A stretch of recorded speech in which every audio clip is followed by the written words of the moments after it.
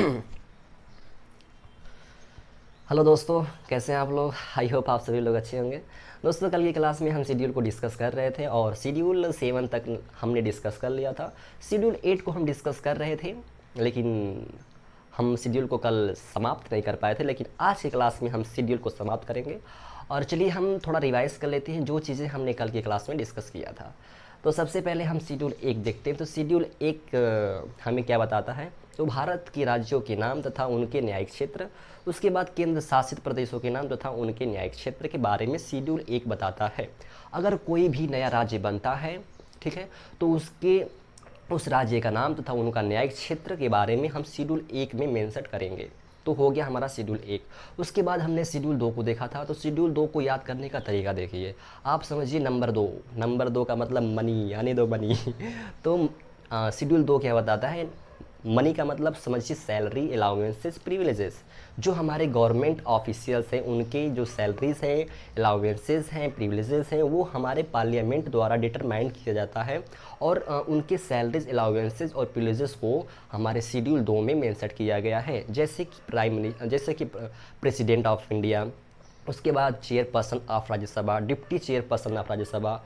आपको पता होगा कि चेयरपर्सन ऑफ राज्यसभा यानी कि वाइस प्रेसिडेंट की बात कर रहे हैं हम, ठीक है, क्योंकि जो वाइस प्रेसिडेंट होता है वही वही राज्यसभा का सभापति होता है। उसके बाद स्पीकर ऑफ लोकसभा, उसके बाद deputy speaker of Lok Sabha, जजेज of high court, जजेज of supreme court, solicitor general of India, CAG.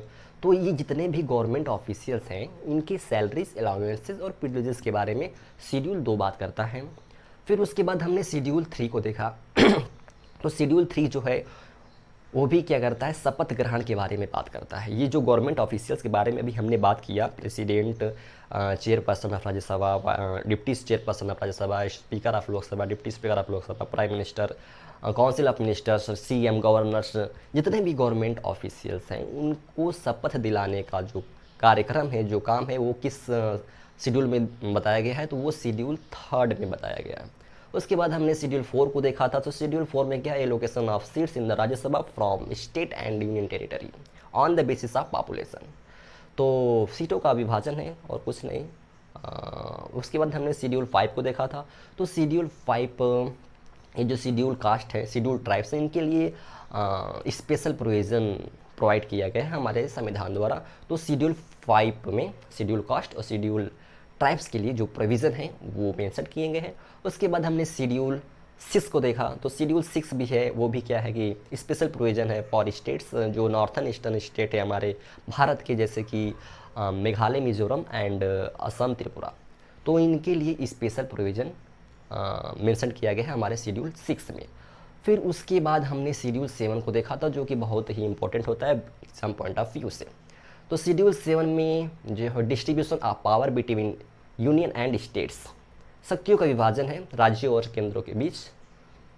तो इसमें 3 लिस्ट के बारे में बात किया गया है, जैसे कि यूनियन लिस्ट, स्टेट लिस्ट और कंकरेंट लिस्ट।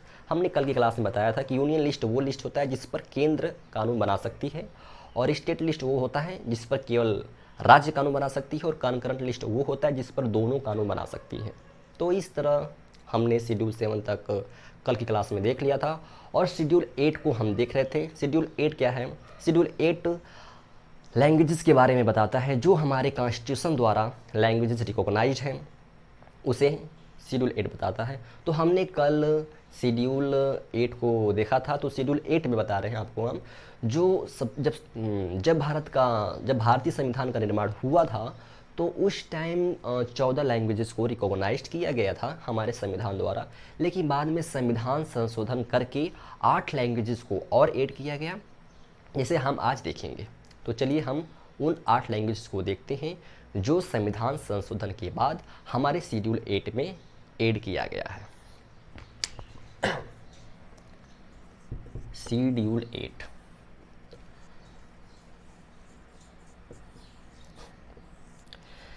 हम इसे ट्रिक्स के आधार पर याद करेंगे, ठीक है। तो शेड्यूल 8 में सबसे पहले एस, उसके बाद कुमारी नेहा, KMN, उसके बाद MBDS। इस चीज़ को आप लोग ध्यान से देखिए।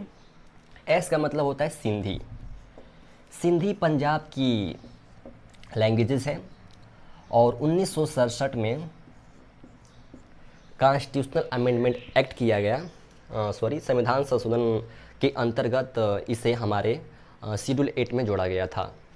ठीक है, तो इसे 21st constitutional amendment act 1967, 21st constitutional amendment act 1967 के अंतर्गत सिंधी भाषा को हमारे संविधान द्वारा रिकॉग्नाइज्ड किया गया। उसके बाद बात करते हैं KMN, कुमारी नेहा। के का मतलब कोंकणी, कोंकणी जो कि गोवा की भाषा है। उसके बाद मणिपुरी, मणिपुरी आपकी मणिपुर की भाषा है। उसके बाद नेपाली। तो इन 3 लैंग्वेजेस को हमारे कॉन्स्टिट्यूशन द्वारा रिकॉग्नाइज्ड किया गया और यह 3 लैंग्वेजेस किस संविधान संशोधन के अंतर्गत शेड्यूल 8 में ऐड किए गए, तो वो था 71st constitutional amendment act 1992। 71st constitutional amendment act 1992 के अंतर्गत कोंकणी, मणिपुरी, नेपाली भाषा को हमारे संविधान द्वारा रिकॉग्नाइज्ड किया गया। ठीक है, उसके बाद MBDS मतलब मैथिली, B का मतलब बोडो, D का मतलब डोंगरी और S का मतलब संथाली। तो जो ये 4 भाषाएं हैं हमारे संविधान द्वारा रिकॉग्नाइज्ड किया गया। तो ये 92nd कॉन्स्टिट्यूशनल अमेंडमेंट एक्ट 2003 यानी 92वां संविधान संशोधन 92वां संविधान संशोधन 2003 के अनुसार इन 4 भाषाओं को हमारे संविधान द्वारा रिकॉग्नाइज्ड किया गया। ठीक है, तो हमने शेड्यूल 8 को डिस्कस कर लिया। अब यहाँ से हम शेड्यूल 9, 10, 11, 12 को देखेंगे। यहाँ तक हमारे संविधान में पहले से इस चीज़ को मेंशन किया गया था, लेकिन अब संविधान संशोधन के बाद शेड्यूल 9 को ऐड किया जाएगा। अब शेड्यूल 9 को ऐड क्यों किया गया, हम उस बात पे चर्चा करेंगे। देखिए, बहुत सालों से जो ये जमींदारी प्रथा थी, जमींदारी सिस्टम था, वो चला आ रहा था। और आप लोगों को पता है कि हमारे संविधान ने संविधान संशोधन का प्रावधान भी दिया गया है। तो संसद ने कहा भैया अब हम करेंगे संशोधन। ये जो आप लोग आवश्यकता से अधिक ज़मीन पर कब्जा किए हैं, अब इनका किया जाएगा एबोलिशन। ठीक है, तो इन्होंने फर्स्ट कॉन्स्टिट्यूशनल अमेंडमेंट एक्ट 1951 यानी प्रथम संविधान संशोधन 1951 के अंतर्गत जो ये जमींदारी प्रथा थी, जो ये जमींदारी सिस्टम था, उसका अंत कर दिया गया। ठीक है, इन्होंने बताया कि जो सब्जेक्ट्स थे जिस पर केंद्र और राज्य कानून बना सकते थे, अब उस पर कानून नहीं बना सकेंगे और ना ही कोर्ट में चैलेंज कर सकेंगे। तो हमारे संसद ने शेड्यूल 9 को ऐड किया, प्रथम संविधान संशोधन 1951 के तहत। ठीक है, तो जो शेड्यूल 9 को देख लेते हैं। शेड्यूल 9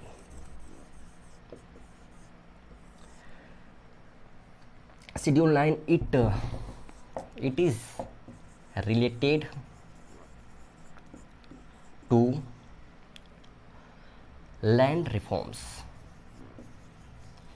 शेड्यूल 9 जो है वो लैंड रिफॉर्म से संबंध रखता है। It was added first constitutional amendment act 1951।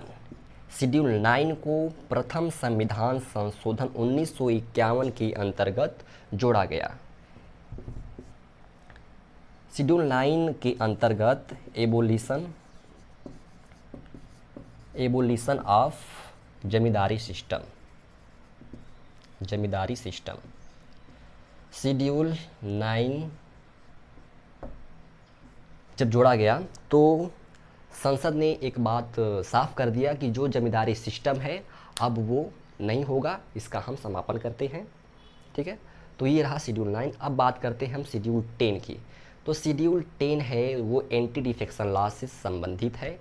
जैसे कि हमारे जो पार्लियामेंट है, अगर member of parliament and state legislature, यानी कि संसद या राज्य जो स्टेट लेजिस्लेचर होता है, अगर आपको उसका मेंबर बनना है तो कुछ उसकी मापदंड है, कुछ क्वालिफिकेशन है, आपको उन मापदंड को पूरा करना होता है। यदि आप बिना मापदंड को पूरा किए आप एमएलए एमएलसी चाहे कुछ भी बन गए, अगर बाद में पता चलने पर कि आप डिस्क्वालीफाइज हैं तो आपको उस अपने पद से यानी उसके पद से निलंबित कर दिया जाएगा, हटा दिया जाएगा।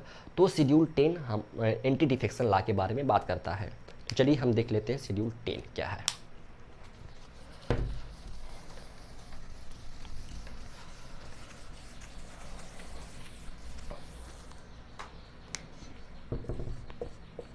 शेड्यूल 10 शेड्यूल 10 को 52nd कॉन्स्टिट्यूशनल अमेंडमेंट एक्ट 1985 के अंतर्गत जोड़ा गया। इट इज रिलेटेड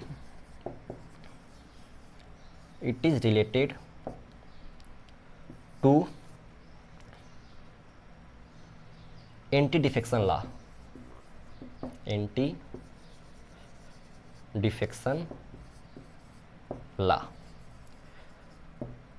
ठीक है,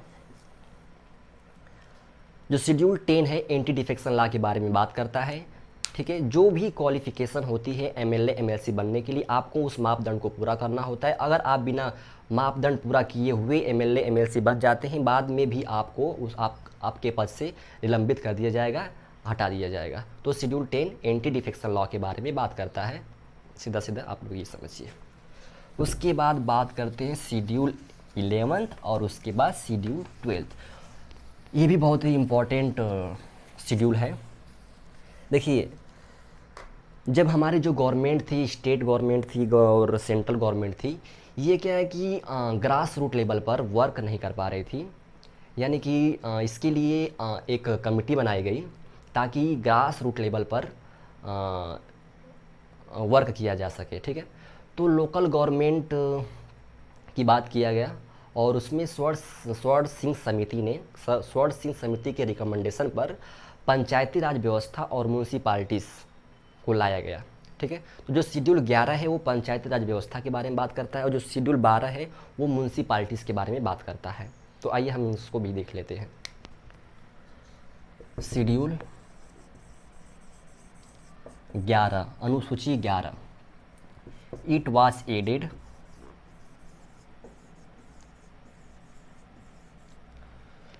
(73rd constitutional amendment act 1992। Schedule 11 को 73वां संविधान संशोधन 1992 के अंतर्गत जोड़ा गया। पंचायत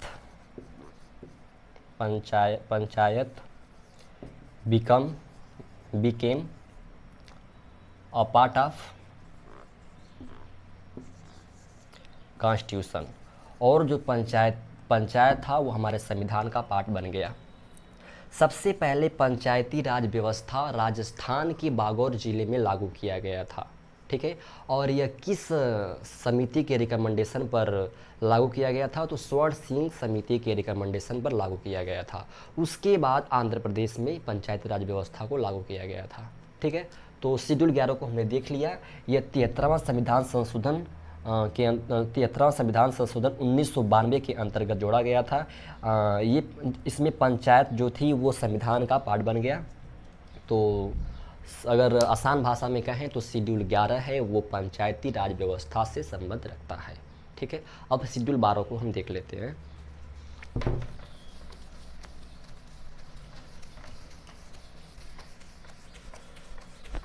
शेड्यूल 12, अनुसूची 12, it was added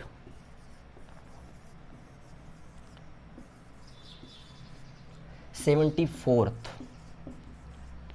constitutional amendment act 1992, इसको भी 1992 में ही लाया गया था। इसमें क्या था कि municipalities became the part of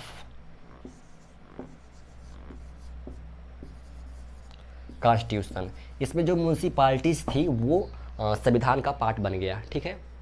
तो हम लोगों ने आज शेड्यूल को देखा और आई होप आप सभी लोगों को शेड्यूल समझ में आ गया होगा। और शेड्यूल बहुत ही इम्पॉर्टेंट है, हर एग्ज़ाम में, वनडे हो चाहे यूपीएससी हो चाहे कोई भी एग्ज़ाम हो, पूछा जाता है। और आप लोग इसको अच्छे से एक बार देख लीजिए और फिर हम मिलते हैं नेक्स्ट क्लास में। तब तक के लिए बाय एंड टेक केयर।